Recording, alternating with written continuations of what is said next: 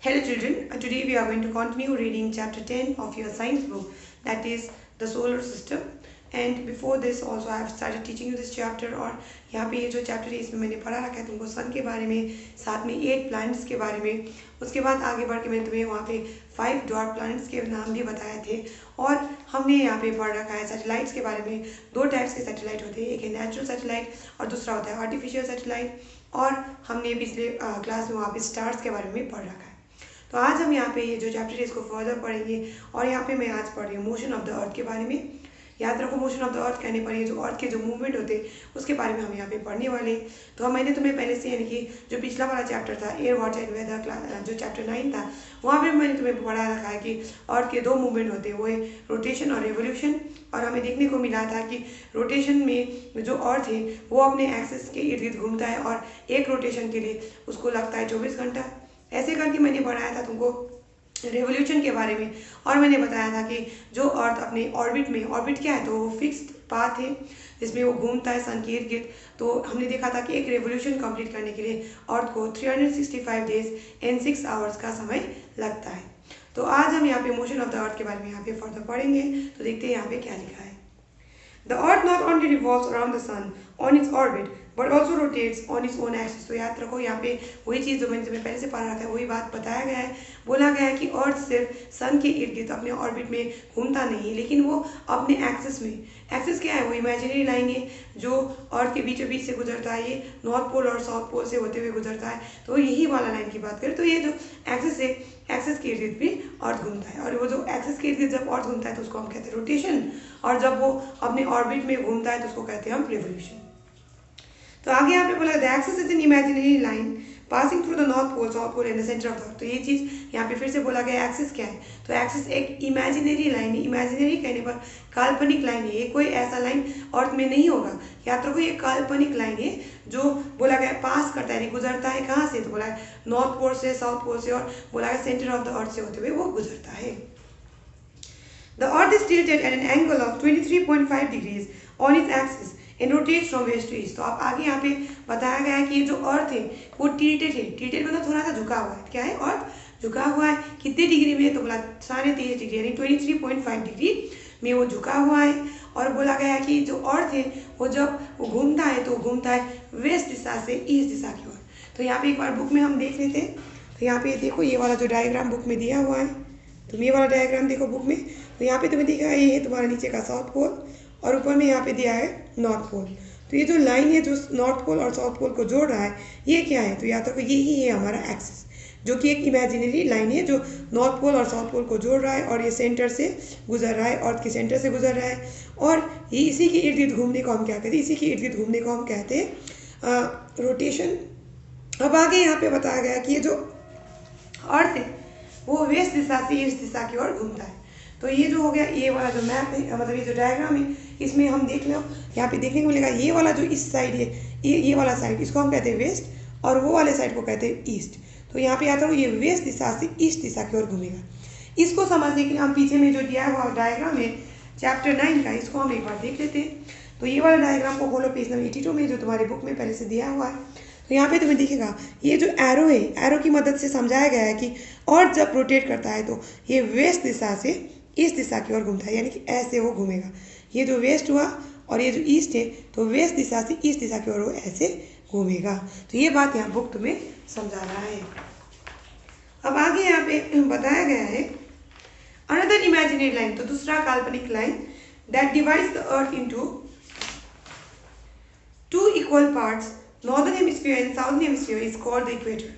तो ऐसे करके दूसरा काल्पनिक लाइन है जो हमारे अर्थ को 2 इक्वल हाफ्स में यानी कि समान हिस्सों में बांट देता है, वो है इक्वेटर। और ये भी तुम्हें यही वाला डायग्राम में दिख जाएगा। अगर तुम देखोगे यहाँ पे डैश डैश टाइप का लाइन ड्रॉ किया है गैप करते हुए ऊपर की ओर गया है, और ये है तुम्हारा क्या तो ये है तुम्हारा लाइन जो है वो है तुम्हारा इक्वेटर। तो इक्वेटर क्या करता है तो हमारे जो अर्थ है उसको लगभग इक्वल हाफ में वो बांट देता है। तो याद रखो ये जो अर्थ के जो अर्थ हमें देखने को मिला है इमेजिनरी लाइन, 2 इमेजिनरी लाइन के बारे में हम बात करें अभी फिलहाल में। वो इमेजिनरी लाइन जो अर्थ को अर्थ के बीचों बीच से गुजरता है और साउथ पोल और नॉर्थ पोल को कनेक्ट करता है वो है तुम्हारा एक्सिस। और वो इमेजिनरी लाइन जो यात्रा को जो अर्थ को 2 हिस्सों में बांटता है वो लगभग इक्वल डिस्टेंस में स्थित होता है साउथ पोल और नॉर्थ पोल से, उसको हम कहते हैं इक्वेटर। तो अब आगे यहाँ पे बताया गया है, याद रखना है कि ये जो इक्वेटर के ऊपर का हिस्सा है उसको हम कहते हैं नॉर्दर्न हेमिस्फीयर, और जो इक्वेटर के नीचे के हिस्से में पड़ता है जो अर्थ का हिस्सा उसको कहते हैं हम southern hemisphere. The equator is drawn at an equal distance from the north and south poles. तो याद रखो जो ये इक्वेटर है, जो इमेजिनरी लाइन है, ये हम ड्रॉ करते हैं साउथ पोल और नॉर्थ पोल से इक्वल डिस्टेंस में, लेकिन नॉर्थ पोल से जितना डिस्टेंस में वो लाइन ड्रॉ किया होगा उतने ही डिस्टेंस पे साउथ पोल से भी स्थित ड्रॉ किया हुआ होगा। तो ये जो लाइन होगा वो बीच में स्थित होगा, किसके? तो नॉर्थ पोल और नॉर्थ पोल यानी कि ऊपर का जो नॉर्थ पोल है और साउथ पोल यानी जो नीचे का साउथ पोल है उसके बीचों बीच में ये लाइन ड्रॉ किया हुआ होगा। ये भी इमेजिनरी लाइन है और याद रखो ये अर्थ को 2 हेमिस्फीयर्स में बांट रहे हैं, और वो कौन से हेमिस्फीयर है? तो नॉर्दर्न हेमिस्फीयर और साउदर्न हेमिस्फीयर। तो ऊपर के हिस्से को नॉर्दर्न हेमिस्फीयर, तो इक्वेटर के ऊपर के हिस्से को क्या कहते हैं? नॉर्दर्न हेमिस्फीयर, और इक्वेटर के नीचे के हिस्से को कहते हैं हम साउदर्न हेमिस्फीयर। ये जो इक्वेटर है ये 0 डिग्री लैटिट्यूड है, ये तुमने पढ़ा होगा SST की किताब में। तो अब हम यहाँ पे आगे पढ़ेंगे। तो यहाँ पे एक एक्टिविटी दिया गया है 10.1, उसको एक बार देख लेते हैं। तो बोला गया है study the map of the world.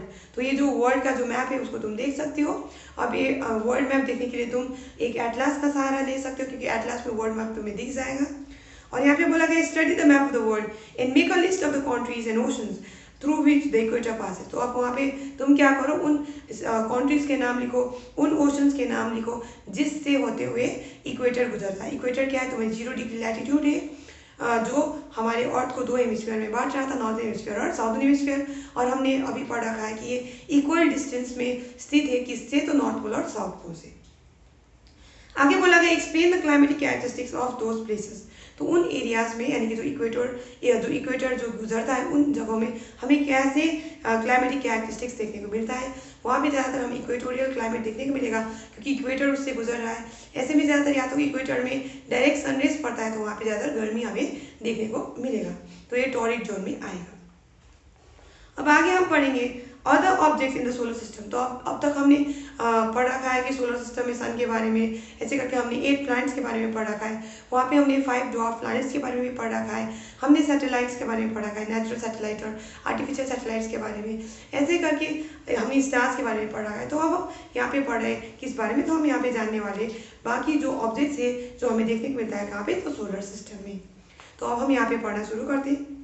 There are some other objects that orbit around the sun। तो याद रखो हमारे जो सन है उसके इर्द गिर्द घूमने वाले कुछ और भी ऑब्जेक्ट्स हैं, यानी कुछ और भी चीज़ें। These are asteroids, meteoroids and comets। तो ये क्या क्या चीज़ें हैं जो हमारे सन के इर्द गिर्द घूम रहा है, और ये जो किसके अलावा? तो ये जो प्लैनेट्स के अलावा। तो यहाँ पे हमें देखने को मिल रहा है क्या है? तो बोला गया एस्टेरॉइड्स है, मीटेरोइड्स है और कॉमेट्स है। तो यहाँ पे पिक्चर भी तुम्हें दिख जाएगा, देख लो एक बार। यहाँ पे जो डायग्राम दिया गया एस्टेरॉइड्स का, मीटेरोइड्स का, शूटिंग स्टार्स का और कॉमेट्स का, तो ये 4 डायग्राम तुम्हें दिख जाएगा। अब आगे बोला गया है ये जो 4 पिक्चर्स है वो दिख जाएंगे। अब आगे बोला गया asteroids are rocky objects which range in size from about the size of pebbles to around 1000 kilometre across. तो बोला गया है ये जो एस्टेरॉइड्स है वो क्या है? तो रॉकी ऑब्जेक्ट्स है। तो याद रखो ये मेटल से, रॉक से बने होते हैं। तो ये जो रॉकी क्या है? ऑब्जेक्ट्स है जो बोला गया है कि इसके जो साइज होगा हमें देखने को मिलेगा वो छोटे से साइज से, यानी पेबल्स के साइज से, जो छोटे से पत्थर के साइज से लेके बड़ा साइज तक का हो सकता है। तो कितना बड़ा? तो बोला गया 1000 किलोमीटर। तो 1000 किलोमीटर अक्रॉस बोला गया, तो इतना चौड़ा वो हो सकता है। क्या? तो asteroids. They are thought to be left over material from the formation of solar system. तो यहाँ पे बताया गया है कि हम लोग मानते हैं कि ये जो एस्टेरॉइड्स है ये क्या है? तो लेफ्ट ओवर मटेरियल है। लेफ्ट ओवर मतलब बचा हुआ चीज़ें हैं। जब हमारा जो सोलर सिस्टम का फॉर्मेशन हुआ तो ये चीज़ें बच गए। तो क्या बच गए? तो ये एस्टेरॉइड्स बच गए।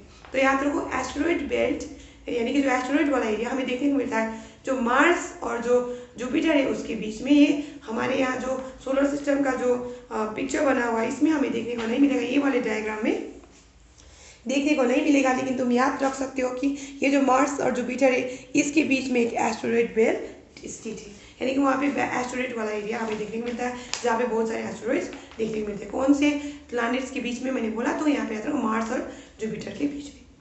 नेक्स्ट यहाँ पे बताया गया है हमको फर्दर किस बारे में? तो एस्टेरॉइड्स के बारे में कि तो ये एस्टेरॉइड्स के बारे में इतना ही बोला गया है। तो याद रखो यहाँ पे हमें बताया गया है फर्दर कि meteoroids are small bodies moving in the solar system. तो याद रखो मीटियोरॉइड्स क्या है, ये भी छोटी छोटी बॉडीज है, ऑब्जेक्ट्स है जो हमें देखने को मिलता है, जो मूव करता है कहाँ पे, सोलर सिस्टम में। ये याद रखो ये भी पत्थर ही है। When they enter the Earth's atmosphere, they burn up and look like fireworks in the sky। तो आगे बताया गया कि जब ये जो मीटियोरॉइड्स होते हैं यानी जो पत्थर होते हैं जो स्पेस में घूम रहा होता है, तो जब ये प्रवेश करता है हमारे अर्थ के एटमॉस्फेयर में तो ये जलना शुरू करता है। और ऐसे में जब हम उसकी ओर देखते हैं तो ये मीटियोरॉइड्स की ओर देखते हैं जो हमारे अर्थ के एटमॉस्फेयर में प्रवेश किया है, तो ये लगता है जैसे कि फायरवर्क्स। फायरवर्क्स मतलब जो हम जलाते हैं, मान लो जो हम क्या जलाते हैं दिवाली में, दशहरा में, तो जो हम पटाखे जलाते हैं आकाश में, तो ऐसे ही वो नजर आता है। तो ये बात यहाँ पे बोला गया है। और आगे बोला है then they are called meteors और शूटिंग स्टार्स। तो तब हम उसको यानी कि जो ये मीटियोरॉइड्स है जो हमारे एटमॉस्फेयर में प्रवेश करते हैं, अर्थ के एटमॉस्फेयर में जब वो प्रवेश करते हैं और जब वो हम उसको देखते हैं तो वो लगता है जैसे कि वो क्या हो, ये फायरवर्क्स हो, तो उसको हम कहते हैं मीटियोर्स या फिर शूटिंग स्टार्स। तो ये शूटिंग स्टार्स का पिक्चर तो तुम्हें यहाँ पे दिख ही जाएगा। तो आगे यहाँ पे बताया गया है comets are small heavenly bodies that orbit the sun. तो आप याद रखो ये कॉमेट्स भी हेवनली बॉडीज है जो स्पेस में घूमते हैं, और बताया गया कि ये सन का परिक्रमा करता है, ये भी ऑर्बिट करता है, यानी किसके इर्द गिर्द घूमता है, तो सन के इर्द गिर्द घूमता है। They are mainly made of dust and ice. तो याद रखो ये जो कॉमेट होते हैं वो बने होते हैं डस्ट और आइस से, और इसमें गैसेस भी होते हैं, तो ये तुम याद रख सकते हो। आगे यहाँ पे फैक्चुअल स्टडी में बताया गया है Halley's comet is the most common well known comet in the solar system। तो यहाँ पे सबसे ज़्यादा जो आम हमें देखने को मिलता है, आम मतलब जो कॉमन है कॉमेट, वो कौन सा है, तो बोला गया Halley's comet। तो ये हमें सोलर सिस्टम में देखने को मिलता है। तो ये वेल नोन कॉमेट है, वेल नोन मतलब लोग इसके बारे में जानते हैं। Halley's comet comes closer the sun, it releases jets of gases which appear like a bright tail। तो बोला गया जैसे ये जो हैलिस कॉमेट है वो नज़दीक आता है सन के, तो यहाँ पे बताया गया है वो क्या रिलीज करता है, तो यहाँ पे बताया वो रिलीज करता है जेट्स ऑफ गैसेस। तो उससे क्या निकलता है, तो गैसेस निकलते, और जब वो गैसेस उससे निकलता है तो लगता है जैसे कि उसके पीछे क्या है, पूंछ है। तो यहाँ पे बोला गया है which appears like a bright tail. तो यहाँ पे देख लो ये कॉमेट है, तो ये पीछे में जो गैसेस निकल रहे हैं तो ये लग रहा है जैसे कि इसका पूंछ है। अब आगे बताया गया है कि it was last seen in 1986। तो इसको पिछली बार कब देखा गया था, तो पिछली बार इसको देखा गया था 1986 में। अब आगे यहाँ पे फैक्चुअल स्टडी और दिया गया है पेज नंबर 97 में, उसको भी हम अभी पढ़ लेते हैं। The sun is so huge that about 1 million earth can fit into it. अब याद रखो यहाँ पे बताया गया है कि सन इतना बड़ा है कि अगर हम 1 मिलियन अर्थ लेंगे, यानी कि बहुत सारे अर्थ, यानी कि कितने सारे, तो 1 मिलियन मतलब 10 लाख। तो अगर हम 10 लाख अर्थ लेंगे तो ये 10 लाख अर्थ भी अट जाएगा किसमें, तो ये समा जाएगा किसमें, तो याद रखो सन में। नेक्स्ट बोला गया the highest mountain in the solar system is on Mars. याद रखो तो सबसे ऊंचा माउंटेन सोलर सिस्टम में कहाँ पे है, तो मार्स में। हमारी धरती पे सबसे ऊंचा माउंटेन कौन सा है, तो हम सबको पता है माउंट एवरेस्ट है। लेकिन अगर सोलर सिस्टम की बात करें तो यहाँ कहाँ पे सबसे ऊंचा माउंटेन है सोलर सिस्टम का, तो याद रखो मार्स में। It is called Olympus Mons and is 3 times higher than Mount Everest. तो याद रखो वो जो माउंटेन है जो मार्स में जो हाईएस्ट माउंटेन है सोलर सिस्टम का, उसका नाम है ओलिम्पस मॉन्स, और ये 3 गुना ऊंचा है किससे, तो माउंट एवरेस्ट से। माउंट एवरेस्ट जो कि हमारे अर्थ का हाईएस्ट माउंटेन है उसके मुकाबले वो 3 गुना ऊंचा है। कौन सा माउंटेन की बात कर रही हूँ 3 गुना ऊंचा है करके, तो ओलिम्पस मॉन्स की बात कर रही हूँ। और याद रखो ये कहाँ पे स्थित है, तो याद रखो ये मार्स में हमें देखने को मिलता है। तो ऐसे हमने आज ये जो चैप्टर इसको हमने कंप्लीट कर दिया है। तो आने वाले क्लास में मैं इसके सॉल्यूशंस भेज दूंगी, और मैं आशा करती हूँ कि तुम उस सॉल्यूशंस को अपनी कॉपी में उतार लोगे और उसके भी जो आंसर्स होंगे उसको तुम याद करना शुरू करोगे। और अभी के लिए I hope you have learn the question and answers and जो एक्सरसाइजेस थे चैप्टर 9 के, उसको तुमने मैंने पढ़ने के लिए कहा था, तो तुमने पढ़ लिया होगा मैं आशा करती हूँ। So we are going to stop here for today children. Thank you.